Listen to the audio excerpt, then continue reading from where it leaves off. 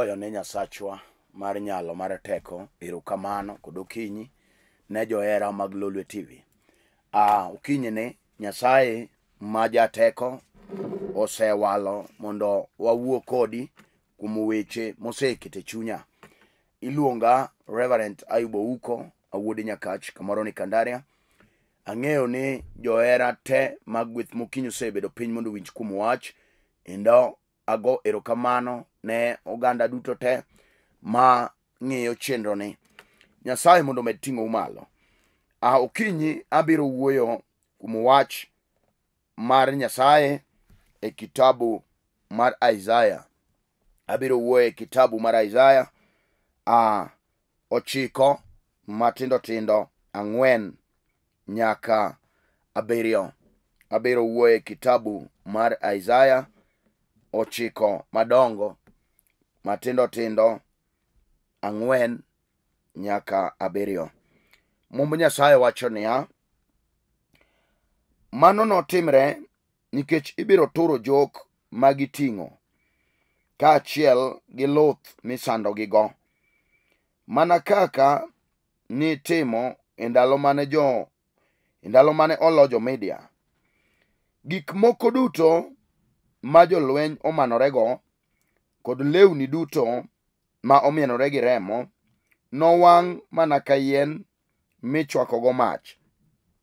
Nikech nonyuolonwa nyathi, adier ibiro miyowa wuowi, kendo loch nobed e lwete.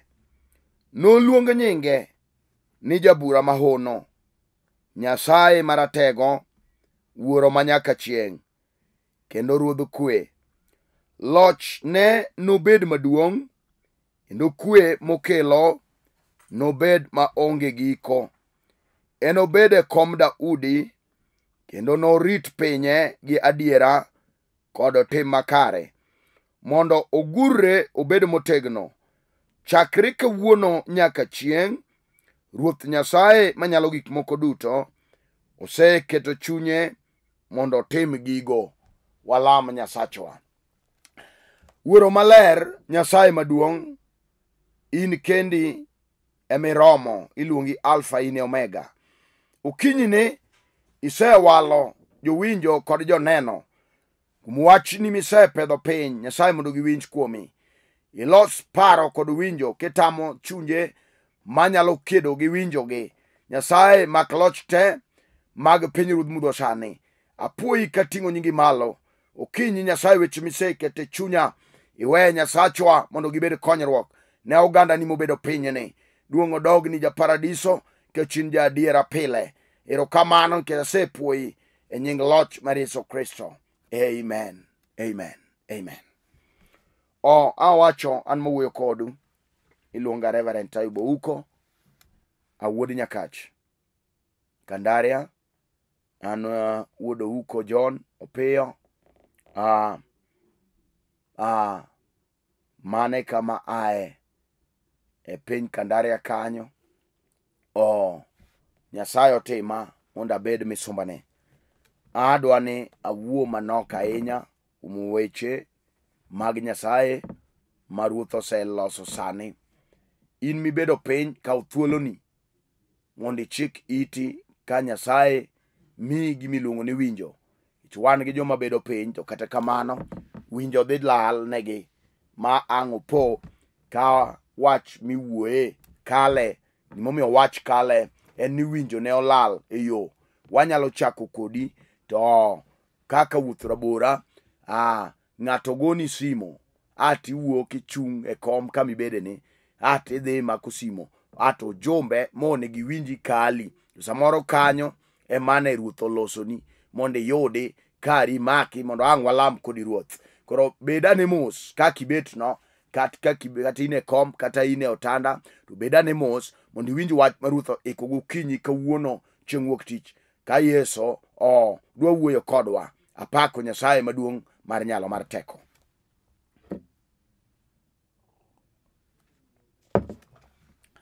Adwa nasom wach ma asesomo kanyo e kitabu mar Isaiah 9:4 nyaka 7 masomo. Thoro yie mar wach ma adwa na wuoye en ni gima nokelo Yesu. Gima nokelo Yesu. Mane ujumbe ma adwa na wuoye kodi. Wik mokalo tarik 20 na wuoye wach moro ni nyuol mar Yesu. Kendo Yesu to nosenyuol ma waneno konyuol adier. Kech wan kaka jokristo kuom yie emomiyo iwarowa kuom yie. To wan gi yie kendo wan gi adiera ni weche duto mondike mane kare. Na wuoyo e nyuol mar Yesu gi kaka nonyuole gi kaka nomak ichne monyuole. Ka Maria polo walo momako ich kuom teko mar Roho Maler. Kech Yesu domak ichne kuom teko mar ringruok. To donyuole gi chuny kisoni kata remb kisoni machamo mon. Donyuole gi remo mar amiba kata remo mar kong'o kata remb chode donyuol go Yesu. Omiyo polo nodagi ni ento Joseph to kriwre ga Maria mondo kokonyuole to Joseph bopo ka Maria osemako ich. Koro na wuoye weche go modhi gi iye monyonore kabisa. Gimomiyo nyuol mar Yesu kaka nochal gi kaka Yesu nyalo nyuol e chuny ng'ato ma ng'ato yud lokruok. Nikech ondiki kama nasomo Mathayo 1 matino 21 wacho niya ni malaika nowuoyo gi Joseph. Ka Joseph nong'one ka odwa loko pache to malaika wang' wuoyo kode niya ni Joseph winji kik iluor kawo Maria nikech ich ma en gono omako kuom teko mar Roho Maler. Kech Joseph ne paro kaka odwa ketho keny no ling' to pok onyiso ng'ato. To Roho fwenye to wang' wuoyo kode ni iwinjo Joseph kik iluor kawo Maria. Kech Maria oseting'o ich ma en go mineno no osemako kuom teko mar Roho Maler. Kech Roho Maler no en mane omiyo Maria teko mar mako ich. Ok nomake kuom remo mar ringruok, to nomake kuom teko mar Roho Maler. Kech lweny ne nitie nyime ma Yesu nonego bi otim. Emomiyo ne ok nyal make e ringruok kaka nosenyuol nyithi mon. To ni kele yo ma ono. Kech teko mar Roho Maler ne biro gore gi teko te mag pinyruodh mudho. Gi ji monyuol kuom ringo gi remo momak ich gi kuom rieko mar dhano. To Yesu to nomak ich ne mopogore. Koro kawuono Ruoth ochako chugo wach moro e chunya mondo wuoye kodi. Ruoth ochugo wach moro e chunya ni gima nokelo Yesu nyosenyuole wanene. To kawuono biro wuoyo e gima nokele. Kech asomo e kitabu mar Isaya kama mawacho ni mano notimore nikech ibiro turo jok magiting'o kaachiel gi luth misando gigo. Ibiro turo jok kaachiel gi luth misando gigo. Kare 5 wacho niya gik moko duto ma jolweny omanorego kod lewni duto ma omienore gi remo nowang' mana ka yien michwako go mach. Kare 6 nikech nonyuolnwa nyathi.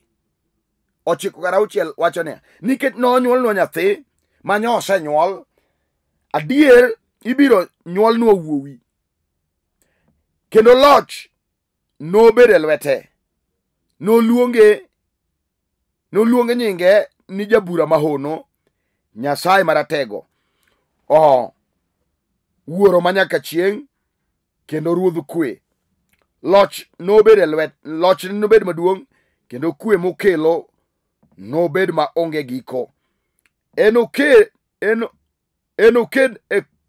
Enobed e kom Daudi kendo norit pinye gi adiera kod tim makare mondo gurre obed motegno chakre kawuono nyaka chieng'.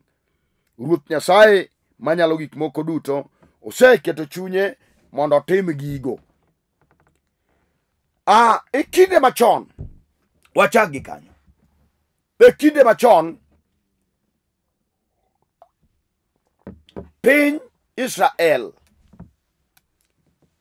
nirito gi jobura mage joma ne rito piny.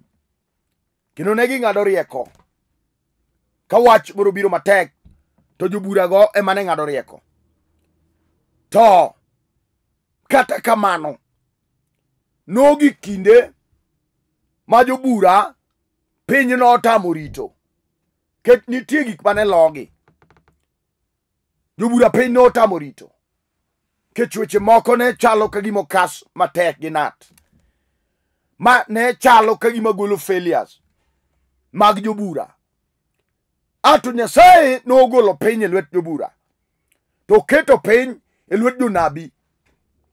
Ka koro jonabi tayo piny gi unabi, gineno weche moko monego timre to pok gitimore. Kamoting'o Isaya wuod Amos gere kama somo. Mago jonabi manokawo piny e lwet jobura, ato gitayo piny gi weche mag unabi.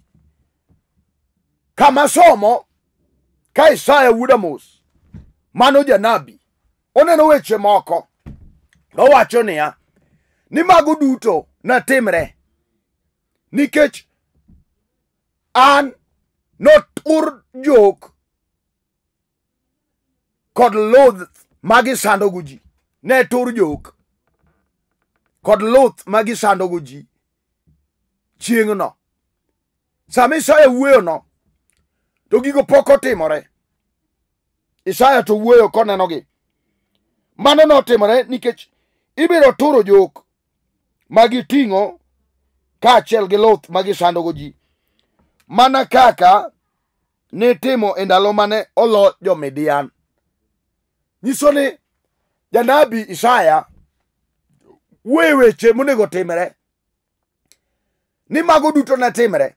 Sama wuoyo to gigo podi, to seneno e yor fweny ni gigo to biro timore. Mago duto ne timre nikech ne tur jok magiting'o kod ludhe magisandogo ji, mana kaka notimore e kinde manolo jo-Midian. Kare 5 wacho niya, gik moko duto ma jolweny omanorego. Nyiso ni wan gi jolweny ma jolwenji moketi gi lweny, momiyo onge kwe, moketi gi koko, momiyo ok ine ber. Jolwenji go gine ma ging'ado ni rieko, ni mondo ideri sa orumo kech isethagori moromo. Jolwenji go gine ma ging'ado ni rieko, dhako ni mondo ia e odi kech chuori ineno ka en dichuo mane ok onego kendi. Muma wacho niya, gik moko duto ma jolweny omanorego kod lepgi motimo remo. Wan gi jolweny momanore gi lewni momienore gi remo. Nyiso niya, nitie jok mane giloyo momiyo lepgi go omienore gi remo mag joma oselo. Kata okinyi sama wuoyeni, wan gi jolweny momanore ne dele moko, gimanore ne miere moko, gimanore ne chuo, gimanore ne kijende moko, gimanore ne nyiri moko. Jolwenji go mami wich kuto kinyi godhiambo, kata sani mawuoye kodini, wan gi lweny mochomi. Imineno ka lweny no pekni, iset emegoe dhako gi lelo, ma samoro chunyi ng'ado ni higa ni tok rumni. Isepango ke jolweny go ng'ado ni rieko. Jolwenji momanore no giwacho niya, gik moko duto ma jolweny omanorego kod lewni duto momienore gi remo nowang' mana ka yien michwakogo mach. Sama wuoye kodi, ibiro yie koda ni ok osebedo mayot, kendo iga makoro wachalo ka gima walorone. Wan gi weche manyo ji okale, moko nyo gin weche manyo rego geno mar ng'ato, moko nyo rego nyaka teko mar ng'ato. Samoro nyo bedo jolweny manyo monji gi tuo magi keti e kitanda mar midekre. Moko nyo bedo lweny momayi nyaka tich e lweti, owuodho tich dong' kamano nono. Samoro nyo bedo lweny dhako manyo loro iyo kinyal neno nyathi. Samoro giketi gi tuo mar kisoni, nyinyuol to nyithindi tho, gimomiyo nyithini nyatho, jolweny nyomanore gi tuoche mag kisoni, hato ginogolo geno kuomi. Muma wacho niya, gik moko duto ma jolweny omanorego kod lewni duto mominore gi remo nowang' mana ka yien mi ichwakogo mach. Apako Nyasaye maduong' mar nyalo. Iwinjo Isaya kamos wacho niya, nikech nonyuolo nyathi, awacho ni mokwongo piny ne ni e lwet jobura, ato gole lwet jobura okete lwet jonabi. Isaya kamos kire nene ka gita piny gi rieko, to oneno ka jolweny nitie kendo lweny ger. Oneno ka chwo gi mon osedong' gi wich kuot. Isaya neno ka range jochiende oting'o wigi malo. Oneno adier ka chwo wigi olugo. Isaya neno ka mon ywak. Isaya neno ka wich kuot duong'. Isaya neno ka ji udong' e kwamo mag remo mag miere mag renge. To wacho niya, nikech ne nyuolo nyathi. Sama owuoyo no, nyathino pok onyuol. To seneno e fweny nikech ne nyuolo nyathi. Adier ibiro miyo wawuowi. Kata ka nyawa celebrate nyuol mar Yesu Kristo. En wach ma Isaya noneno e fweny mokwongo. To wacho ni nikech ne nyuolo nyathi, adier ibiro miyo wamuowi. Weche adek mokwano ma adwa na ler manok. Wabiro lamo mana kodi ka wang'i loso yie. Owacho niya, adier ibiro miyo wawuowi, kendo loch ne bedo e lwete. Gimomiyo Isaya wuoyo kamano, kata obedo ni piny ne ni e lwet jonabi, notamo jobura, ato wile lwet jonabi. Jonabi be ne fail. Ne giwuotho gi Nyasach Musa. Nyasaye ma ji wuothogo to wigi wil.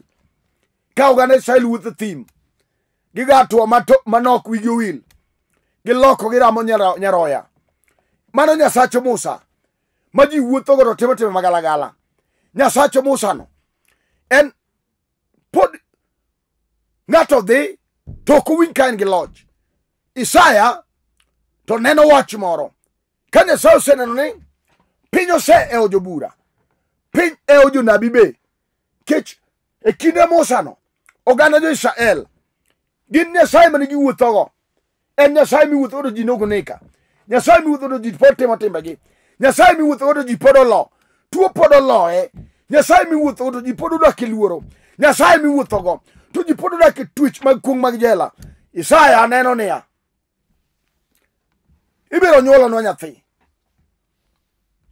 Adier ibiro miyo wawuowi. Loch ne bedo e lwete. Wacho na duna wuoyi gima nokelo Yesu. Yesu nobiro ka ne nitie rem. E kinde no ne nitie jonabi mane ta piny kod ng'wono. To kata kamano, pod rem ne duong'. Wach momiyo polo nobedo piny.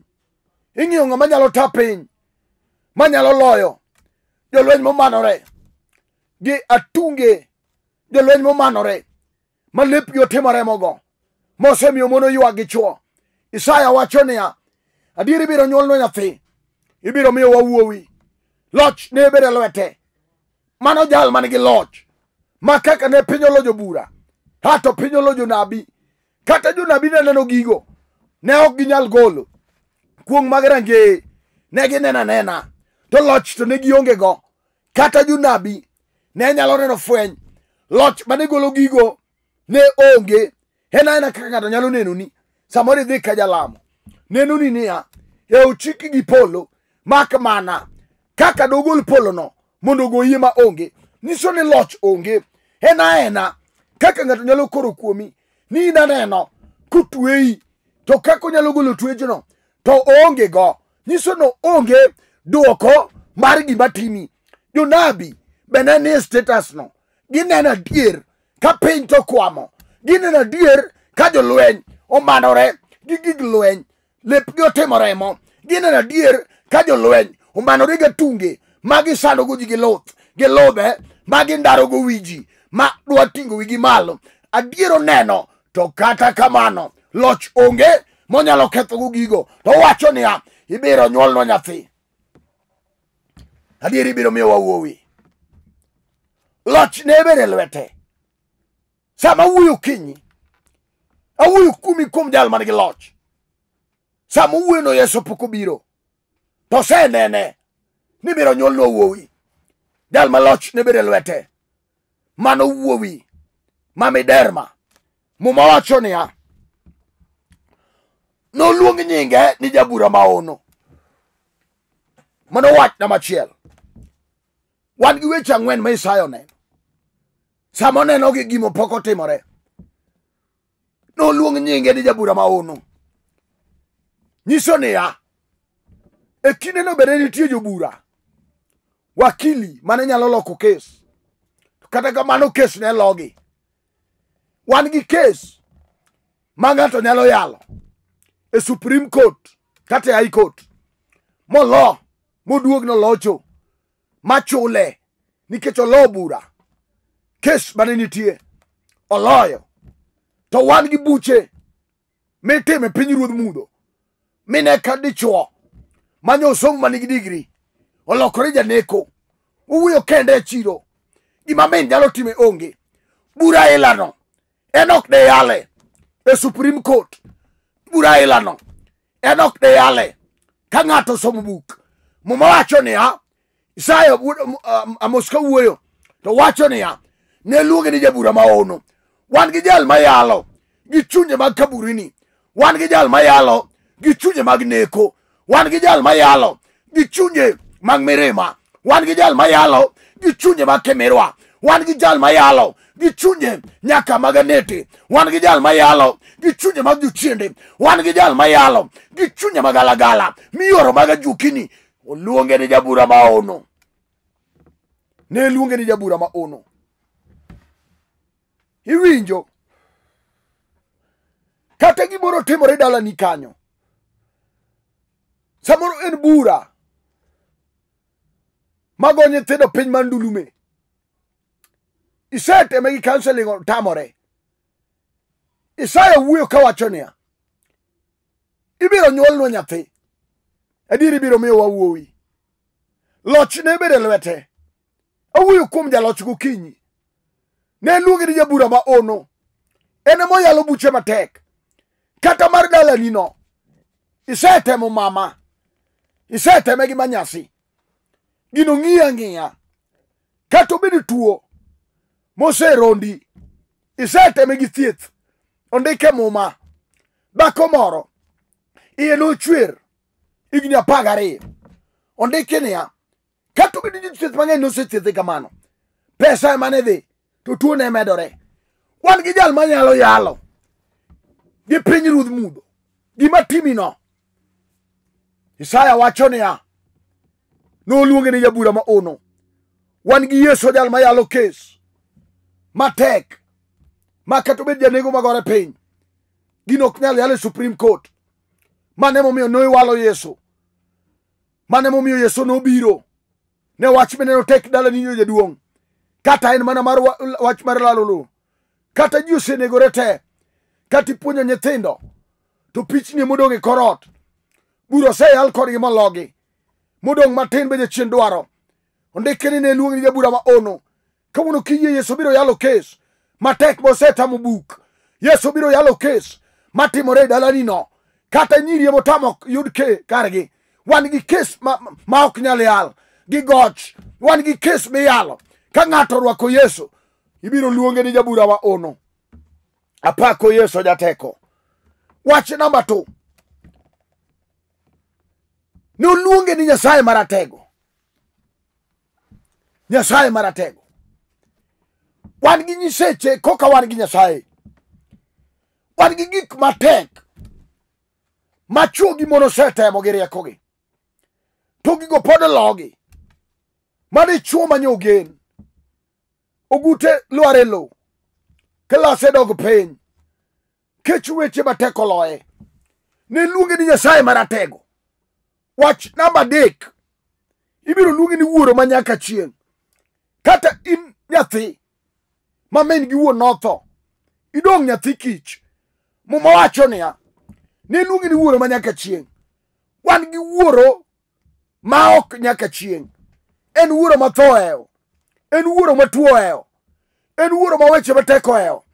To Isaya to wacho niya, ne luonge ni Wuoro Manyaka Chieng'. Nyiso ni ka ng'ato oyudo Yesu, to oyudo jabura ma ono mabiro yalo kes madalane. Ka ng'ato oyudo Yesu, to oyudo Nyasaye Maratego mabiro rakore gi weche matek mag rangeye gi miere.